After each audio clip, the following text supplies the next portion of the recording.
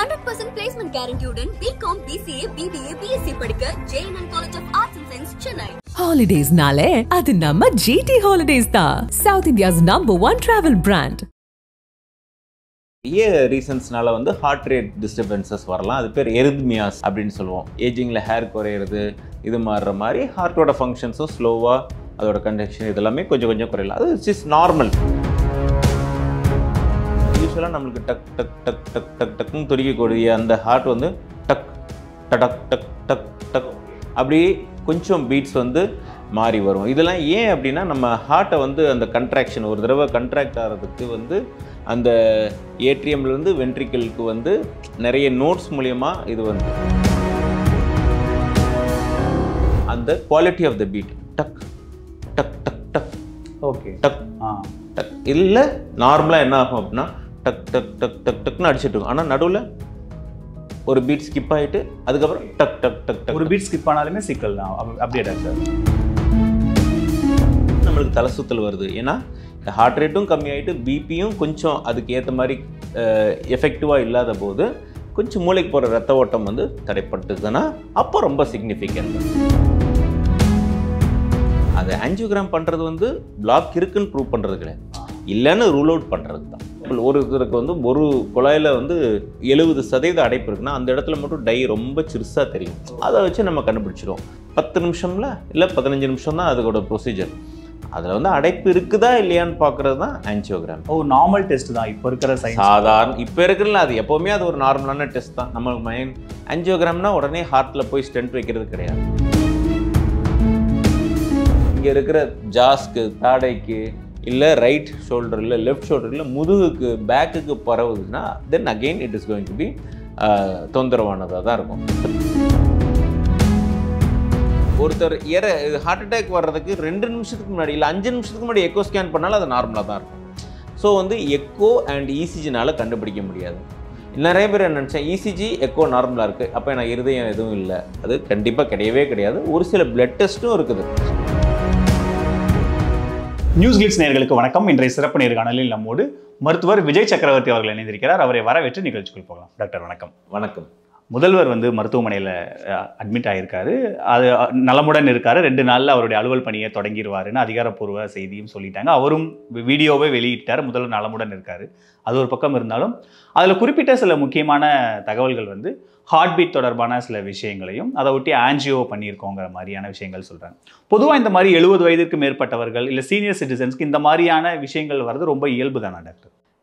இது வந்து நம்ம எக்ஸாக்ட் ஹெல்த் ரெக்கார்டு எதுவுமே தெரியாமல் நம்ம பேச முடியாது. பட் எஸ், ஜென்ரலாக ஒருத்தவங்களுக்கு பார்த்தீங்க அப்படின்னா 70 வயசுக்கு மேலே நிறைய ரீசன்ஸ்னால வந்து ஹார்ட் ரேட் டிஸ்டர்பன்சஸ் வரலாம். அது பேர் எரித்மியாஸ் அப்படின்னு சொல்லுவோம். ஏன்னா வந்து அதுலேயே நிறைய டைப்ஸ் இருக்குது. கிட்டத்தட்ட ஒரு 10 வெரைட்டி இருக்குது.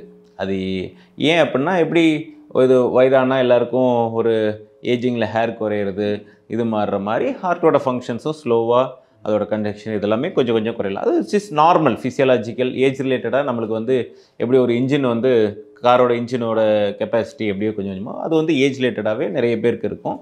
அது ஒன்று.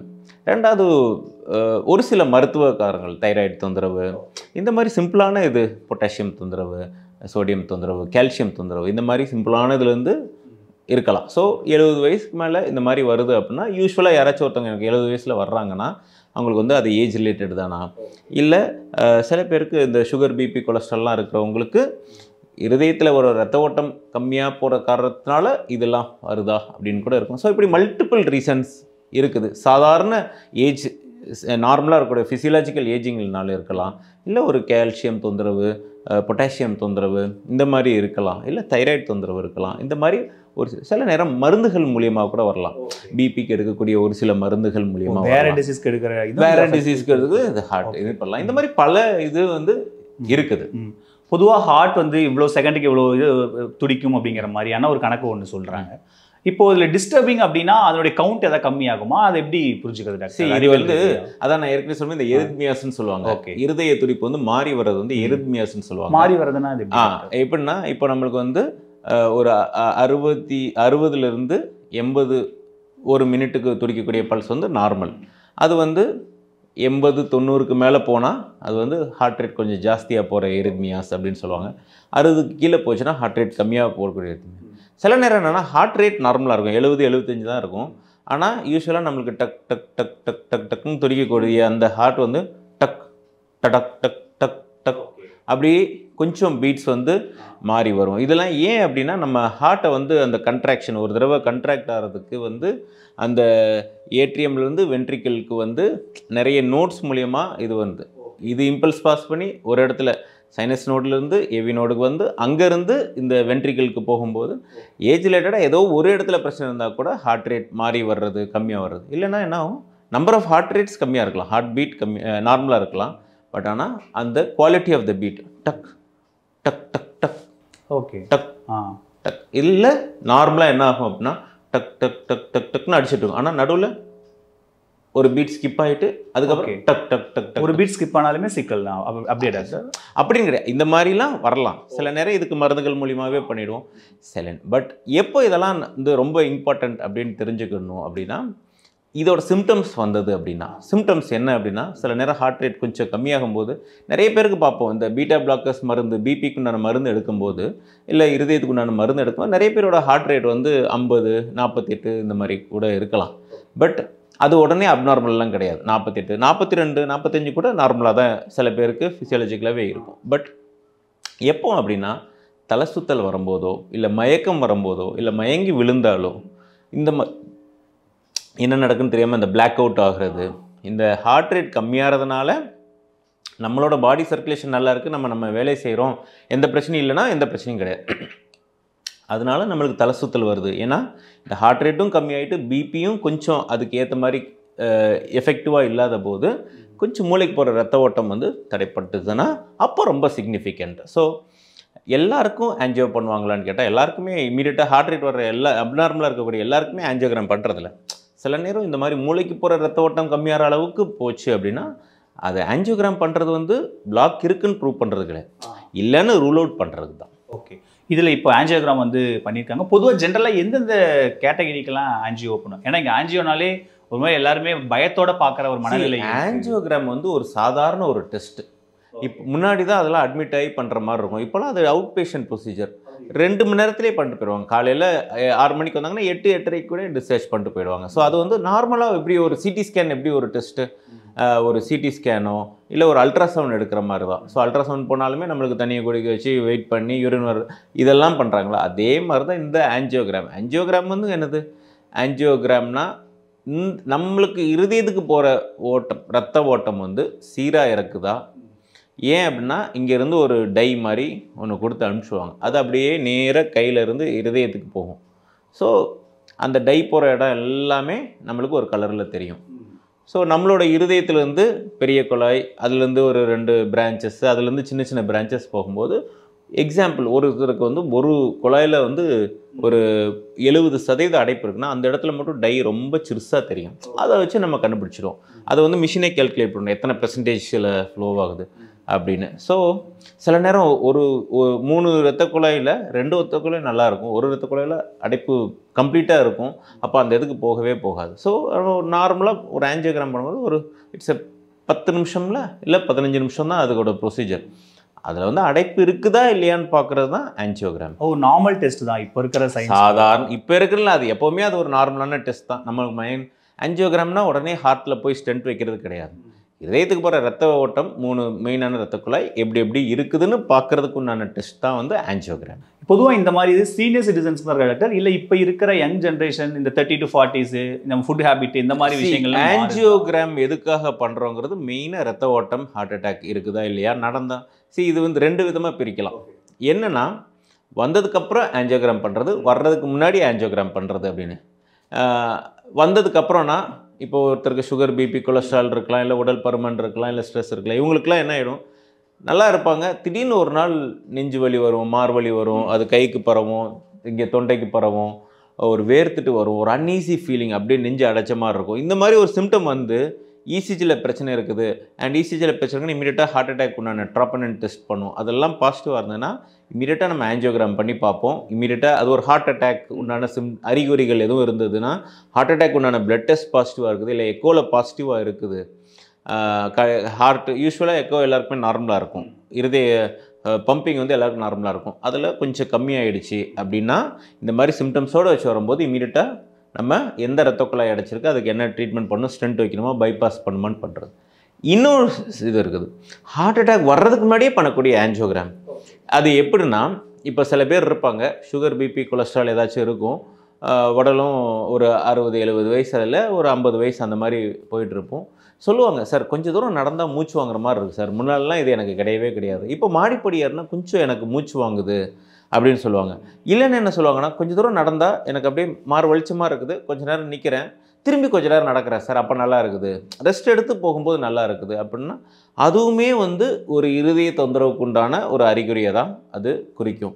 அந்த மாதிரி நேரத்தில் ஹார்ட் அட்டாக் வர்றதுக்கு முன்னாடியே நம்ம வந்து ஆன்ஜியோகிராம், செக் ஆன்ஜியோகிராம் அப்படின்னு சொல்லுவோம். அதாவது நம்ம ஒரு டை அனுப்பிச்சி விட்டுட்டு இருதயம்க்கு போகிற ரத்த ஓட்டம் நல்லா இருக்குதா இல்லையான்னு ஹார்ட் அட்டாக் வர்றதுக்கு முன்னாடியே நம்ம கண்டுபிடிக்கலாம், ஒரு ட்ரெட்மில் டெஸ்ட் பண்ணுற மாதிரி. இதுக்கு ஏஜ் கேட்டகரி ஏதாவது இருக்குங்க? இதுக்கு ஏஜ் கிடையவே கிடையாது. இப்போலாம் வந்து சாதாரணமாக 30, 35, 40, 45லாம் நிறைய பேருக்கு ஆன்ஜியோகிராம் பண்ண வேண்டிய சூழ்நிலை ஏற்படுது. ஏன் அப்படின்னா, இரத்த கொதிப்பும் கொலஸ்ட்ராலும் இப்போ ரொம்ப ரொம்ப காமன் ஆகிடுச்சு. யங் ஏஜில் சுகர் வர்றதுக்கு முன்னாடியே இரத்த கொதிப்பும் கொலஸ்ட்ராலும் வந்துடுது.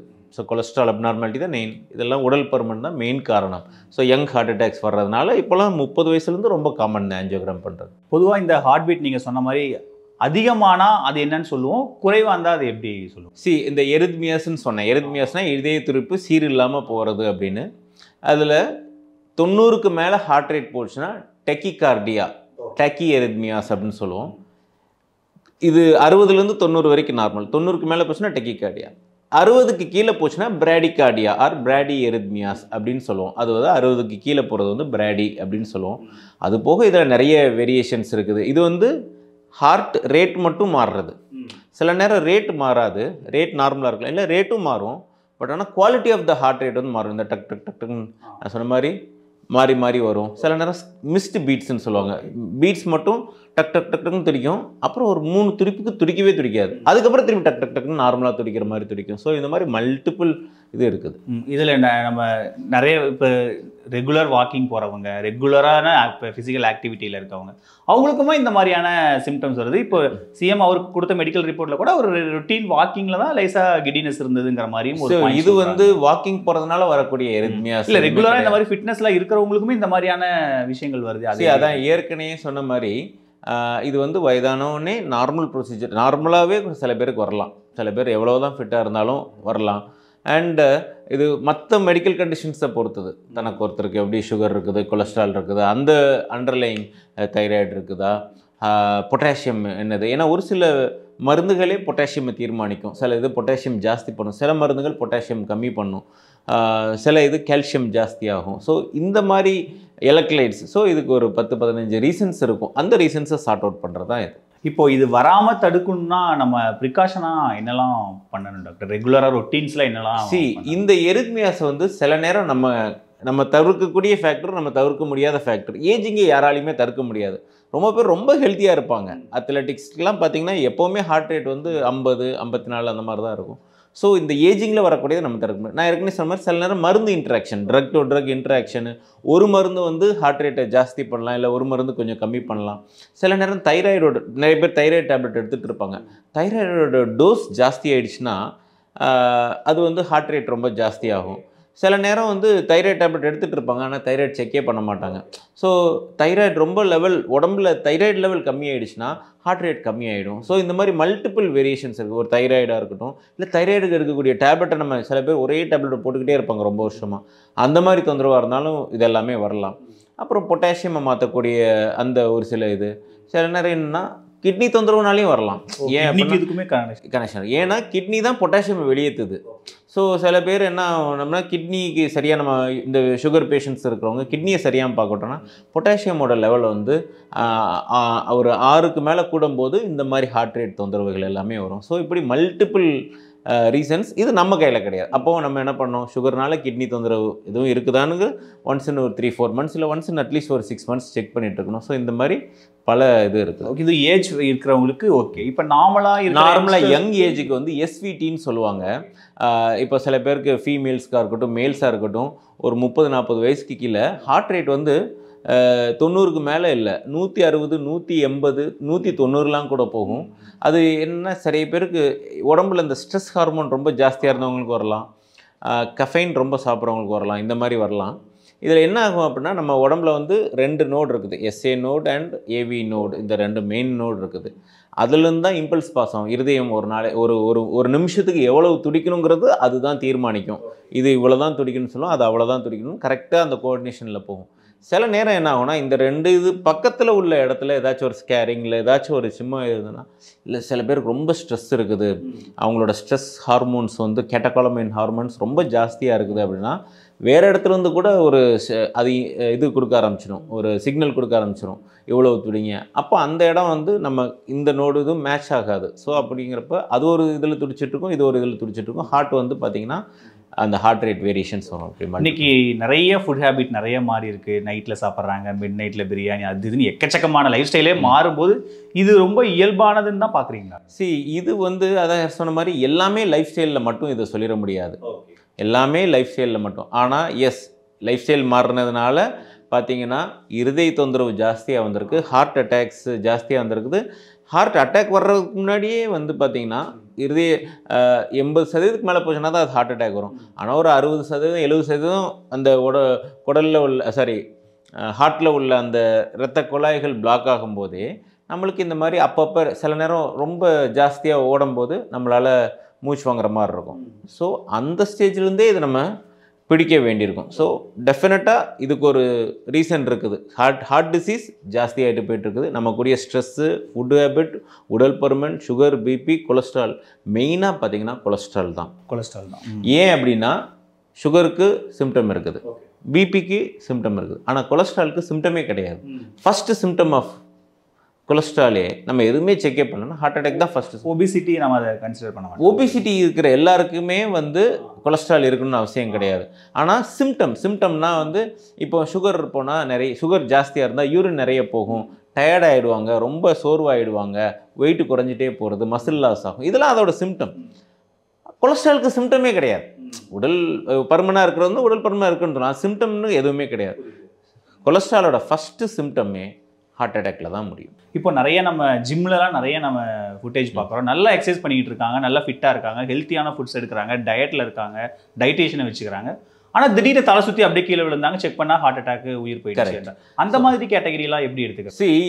இதில் என்ன தெரிஞ்சுக்கணும் அப்படின்னா, சார் ஜிம் பண்ணும்போது ஏன் இப்படி கொலாப்ஸ் ஆகிறாங்க, அப்போ யார் ஜிம் பண்ணணும், யார் ஜிம் பண்ணக்கூடாது, இந்த ஜிம்மில் என்னென்ன எக்ஸசைஸ் யார் சேஃபாக பண்ணலாம், சுகர், பிபி, கொலஸ்ட்ரால் இருக்கவங்க என்ன எக்ஸசைஸ் எல்லாருமே எல்லா எக்ஸசைஸும் பண்ணால் சேஃப் கிடையாது. ஏன் அப்படின்னு ஒரு எக்ஸாம்பிள் சொல்கிறேன். இன்றைக்கி எனக்கு வந்து சப்போஸ் பிளட் ப்ரெஷர் இருக்குது, பிபி இருக்குது, 160, 170 இருக்குதுன்னு வைங்க. இன்னொருத்தருக்கு வந்து பிபி கிடையாது, அவர் நார்மலாக 110 இல்லை 120 இருக்குதுன்னு வைங்க. அவர் ஜிம்மில் எல்லா எக்ஸசைஸும் ஹெவியாக பண்ணுவார், ட்ரெட்மில் பண்ணுவார், எல்லாம் ஓடுவார். அப்போது 120 அவரோட பிபி வந்து ஒரு 150, 160 வரைக்கும் போகும். அது வந்து ஹார்ட்டுக்கு அந்த ஒரு 1 ஹவர் வந்து ஒரு சின்ன ஸ்ட்ரெயின் கொடுக்கும், ஆனால் அதுக்கப்புறம் ரெக்கவர் ஆகிடும், நிறைய பெனிஃபிட்ஸ் கிடைக்கும், நிறைய ஹார்மோன்ஸ் நிறைய பெனிஃபிட். ஆனால் சப்போஸ் எனக்கு வந்து பிபி வந்து 160 இல்லை 170 இருக்குது, நானும் அதே மாதிரி நிறைய ஜிம் பண்ணி ஒர்க் அவுட் பண்ணுறேன்னா அது 160-70லேயே இருக்காது, 210, 220க்கு போகும். ஒரு நாள் போகும், 2 நாள் போகும், ஒன்றும் பிரச்சனை கிடையாது, சில மாதங்கள் கண்ட்ரோல்.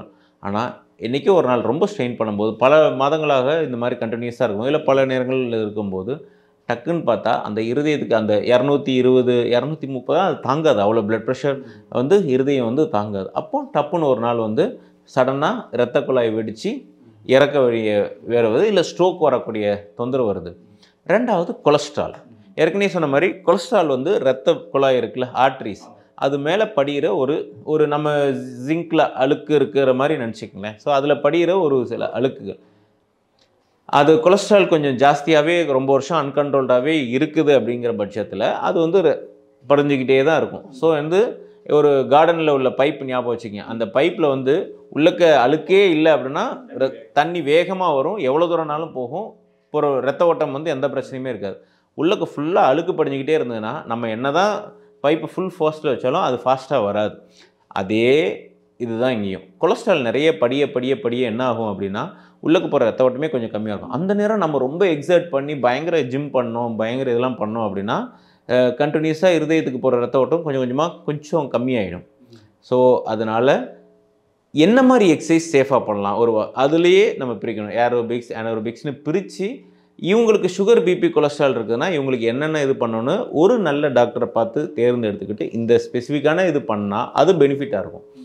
சும்மா நம்மளும் ஜிம்மு போகிறோம் எல்லாமே பண்ணுறோம் அப்படின்னா இந்த மாதிரி தொந்தரவில் தான் முடியும். பொதுவாக இந்த மாதிரி இப்போ சமீபத்தில் நிறைய யங்ஸ்டர்ஸ்ட்டை பேசும்போது நெஞ்செரிச்சல் இருக்குது, ஒருவேளை ஹார்ட் தொந்தரவாக இருக்குமோ, என்ன சாப்பிட்டாலும் நெஞ்செரிச்சலாக இருக்குது அப்படிங்கிற மாதிரியான சில விஷயங்கள்லாம் நிறையா பேசுகிறேன். அதுக்கும் ஹார்ட்டுக்கும் ஏதாவது தொடர்பு, அந்த பல்ஸுக்கு ஏதாவது தொடர்பு இருக்குங்க? பல்ஸுக்குன்னு அதுக்கும் டைரெக்டாக தொந்தரவு கிடையாது. ஆனால் நிறைய நெஞ்செரிச்சல் அது வந்து வயிறில் தொந்தரவுனால வருதா இல்லை இருதயத்தினால வருதாங்கிறது சொல்கிறது வந்து கொஞ்சம் டிஃபிகல்ட்டாகவே இருக்கும். அது ஒரு இசிஜி எடுத்தால் தான் சில பேருக்கு தெரியும். சில நேரம் ஒரு இசிஜியில் கூட நம்மளால் கண்டுபிடிக்க முடியும். கொஞ்சம் வெயிட் பண்ணி 2வது இசிஜி எடுத்தால் தான் நம்மளால் சொல்ல முடியும். ஸோ டிப்பிக்கலாக பார்த்தீங்க அப்படின்னா நெஞ்செரிச்சல் வந்து யூஸ்வலாக கேஸ்ட்ரிக் கம்ப்ளைண்ட்ஸில் வரும். ஆனால் இப்போ உடல் பருமன், சுகர் பிபி கொலஸ்ட்ரால் ஜாஸ்தியாக இருக்கிறதுனால எல்லா நெஞ்செரிச்சலும் கேஸ்ட்ரிக்னு மட்டும் நம்ம எடுத்துக்க முடியாது. நம்பர் 1. சில நேரம் அது இருதயத்தோட இதுவாக இருக்கும். ஏன்னா ரெண்டுமே ஒரே இடத்துல தான் இருக்குது. ஸோ அவங்களுக்கு அது டிஃப்ரென்ஸ் வந்து மேக் பண்ண முடியாது. சில சின்ன இது இருக்குது. என்னென்ன டிஃப்ரென்சஸ் இருக்குது அப்படின்னு பார்த்தீங்கன்னா, சில நேரம் அந்த இருதய தொந்தரவு இருக்குல்ல, அது வந்து ஒரு எரிச்சலாக மட்டும் இருக்காது, ஒரு மாதிரி அன்ஈஸி ஃபீலிங்காக இருக்கும். நம்ம செஸ்ட்டை போட்டு ஸ்குவீஸ் பண்ணுற மாதிரி ஒரு அன்கம்ஃபர்டபுளான ஒரு ஃபீலிங் அவங்களால சொல்லவே முடியாது. அந்த மாதிரி ஒரு ஃபீலிங்காக இருக்கிறது அது கேஸ்ட்ரிக்னு நம்ம டெஃபினட்டாக எடுத்துக்கக்கூடாது. 2வது இந்த ஒரு ஃபீலிங் வந்து இங்கே இருக்கிற ஜாஸ்க்கு, தாடைக்கு, இல்லை ரைட் ஷோல்டர், இல்லை லெஃப்ட் ஷோல்டர், இல்லை முதுகுக்கு, பேக்குக்கு பரவுதுன்னா then again it is going to be தொந்தரவானதாக தான் இருக்கும். ஸோ இப்போதைக்கு நம்மளுக்கு ஒரு இருதயோ இல்லை கேஸ்ட்ரிக்கோ ஒரு பேஷண்ட்டால் டிஃப்ரென்ஷியேட் பண்ணுறது வந்து கொஞ்சம் கஷ்டமாக இருக்கும். டெஃபினட்டாக அது வந்து ஒரு டாக்டரை பார்த்து தெரிஞ்சுக்கிறது நல்லது. சார், இப்போ நிறைவாக இப்போது இன்றைக்கி இந்தியாவில் இருக்கிற டெக்னாலஜியில் இருதயம் சம்மந்தப்பட்ட இந்த மாதிரி ஹார்ட் பீட் பல்ஸ் நார்மல் ஆகிறது, மிஸ்லீட் ஆகிறது, இந்த மாதிரியான ஒரு மால் ஃபங்க்ஷன் ஆகிற மாதிரி விஷயங்களில் டெக்னாலஜி வைஸ் நம்ம எந்த லெவலில் இருக்கோம் டாக்டர்? இன்னும் டெக்னாலஜி வைஸ்ன்னு போகிறத விட இருக்கிறத நம்ம எவ்வளோ பெஸ்ட்டாக யூஸ் பண்ணியிருக்கோங்கிறத இன்னும் நம்மளுக்கு தெரில. ஏன் அப்படின்னா ஒரு சாதாரண ஒரு ட்ரெட்மில் டெஸ்ட்டு அதுவே இன்னும் நிறைய பேர் நம்ம யூட்டிலைஸ் பண்ண மாட்டேங்கும். ஒரு சாதாரண நார்மல் ட்ரெட்மில்னா ஓட விட்டு இசிஜி பார்ப்பாங்க. ஏன் அப்படின்னா நார்மல் இசிஜி அண்ட் எக்கோ வந்து ஹார்ட் அட்டாக்கு வந்து நடந்ததுக்கப்புறம் தான் கண்டுபிடிக்க முடியும். ஒருத்தருக்கு ஹார்ட் அட்டாக் வந்ததுக்கப்புறம் இசிஜியில் கண்டுபிடிக்க முடியும், இல்லை ஹார்ட் அட்டாக் வந்ததுக்கப்புறம் தான் எக்கோலையும் கண்டுபிடிக்க முடியும். ஒருத்தர் ஹார்ட் அட்டாக் வர்றதுக்கு 2 நிமிஷத்துக்கு முன்னாடி இல்லை 5 நிமிஷத்துக்கு முன்னாடி எக்கோ ஸ்கேன் பண்ணாலும் அது நார்மலாக தான் இருக்கும். ஸோ வந்து எக்கோ அண்ட் இசிஜினால் கண்டுபிடிக்க முடியாது. சார் வேறு எப்படி சார் கண்டுபிடிக்கலாம், எனக்கு இருதய தொந்தரவுலாம் இருக்குதா இல்லையா அப்படின்னு ஒரு சில நேரம் ட்ரெட்மில் டெஸ்ட்டில் கண்டுபிடிக்கலாம். பட் சிம்டம்ஸ் ரொம்ப ஜாஸ்தியாக இருக்கும்போது ட்ரெட்மில் நம்ம பண்ண சொல்ல மாட்டோம். சிடி ஆஞ்சியோகிராமோ இல்லை நார்மல் ஆஞ்சியோகிராமில் தான் கண்டுபிடிக்க முடியும். ஸோ இந்த இதுவே நம்மளுக்கு தெரியணும். நிறைய பேர் நினச்சேன் இசிஜி எக்கோ நார்மலாக இருக்குது, அப்போ எனக்கு இருதயம் எதுவும் இல்லை. அது கண்டிப்பாக கிடையவே கிடையாது. ஒரு சில பிளட் டெஸ்ட்டும் இருக்குது.